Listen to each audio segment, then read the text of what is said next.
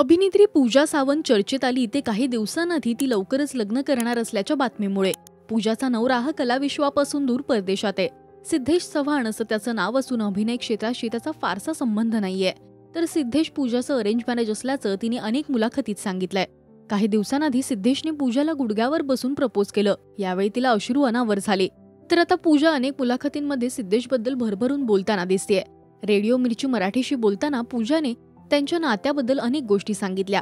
पूजा म्हणाली, मी माझा भूतकाळ सिद्धेश बरोबर शेअर करण्याचा प्रयत्न केला। एक पार्टनर म्हणून आयुष्यात पुढे जाताना त्याला आपल्याबद्दल सगळं सांगणं महत्त्वाचं होतं। भूतकाळ शेअर करण्याआधी एकमेकांवर विश्वास असावा। जर तुमचा विश्वास घट्ट आणि पक्का असेल तरच भूतकाळ शेअर करावा। आपण आपला भूतकाळ मागे ठेवून नवीन आयुष्य सुरू करत असतो। तुम्हाला माहित नसतं की कधी केव्हा कसा तुमचा भूतकाळ तुमच्या समोर येईल। माझ्याही घरी असंच होतं की जे काही आहे ते आधी बोलून घे, मग निर्णय घ्या। पण सिद्धेशला माझा भूतकाळ जाणून घेण्यात काही इंटरेस्ट नव्हता। तो म्हणाला की मला तू हवी आहेस।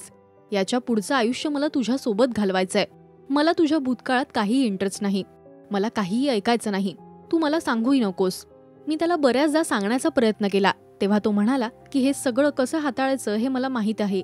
भूतकाळ सांगणं महत्त्वाचं आहे, पण समोरचा तुमच्यावर भूतकाळापेक्षाही जास्त प्रेम करत असेल तर नाही सांगितला तरी काही फरक पडत नाही। तुम्ही त्या माणसाला तेव्हाच ओळखू शकता जेव्हा तो व्यक्ती सगळं बाजूला ठेवून तुमच्यावर विश्वास ठेवतो, तुमच्यावर प्रेम करतो। तुम्हाला पूजा सिद्धेश हे कपल आवडतं का हे आम्हाला कमेंट्समधून नक्की सांगा। मराठी सिने विश्वातील बातम्या, अपडेट्स आणि गॉसिपसाठी तुम्ही सबस्क्राईब करा राजश्री मराठी।